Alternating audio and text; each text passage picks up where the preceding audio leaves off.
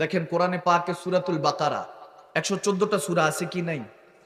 আয়াত কয়টা টোটাল? 6666, 4টা 6।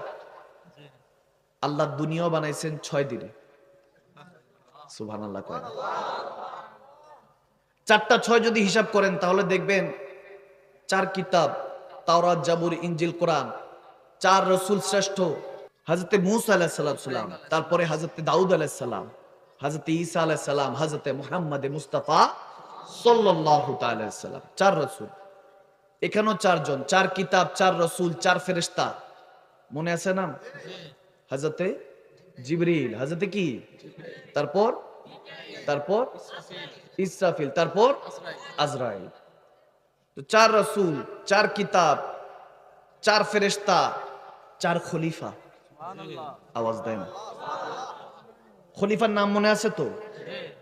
হযরতে আবু বকর, হযরতে ওমর, হযরতে ওসমান, হযরতে মাওলা আলী কারামাল্লাহুল ওয়াজহিল কারীম। 4 খলিফা গেল। এবার আসুন 4 তরিকত। সুবহানাল্লাহ। তরিকত কয়টা?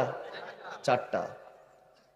হযরতে গৌসে পাক আব্দুল কাদের জিলানী, হযরতে খাজা গরিবে নওয়াজ, মাইনুদ্দিন চিশতি, হযরতে বাহাউদ্দিন নকশবন্দি, হযরতে মুজাদ্দিদ আল ফসানি। সুবহানাল্লাহ। আসুন আবার 4 জন মাযহাবের ইমাম। সুবহানাল্লাহ। মাযহাব কয়টা? 4টা। হযরতে ইমামে আযম ইমাম আবু হানিফা, ইমাম শাফি, ইমাম হাম্বল আর ইমাম মালিক। তাহলে 4 মধ্যে হিসাব আছে কি নাই? আওয়াজ দেন, আছে কি নাই? আছে।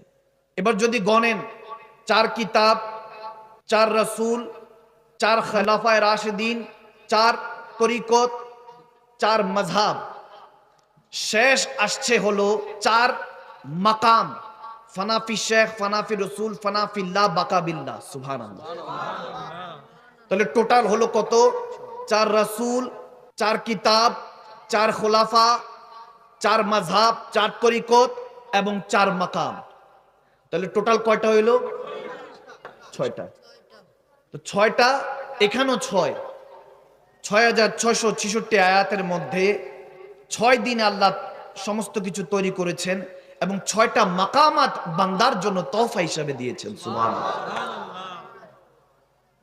এবং বান্দার ভিতরে লতিফায়ে কলব হলো 6টা। সুবহানাল্লাহ। ওলি আল্লাহর দরবার তো এই জন্য এগুলো একটু বিশ্লেষণ করছে, কি কষ্ট হচ্ছে? আচ্ছা, এগুলো বললাম তো এখন দেখবেন তাফসীর শুনতে মজা লাগবে, ভালো লাগবে, ক্লিয়ারলি বোঝা যাবে।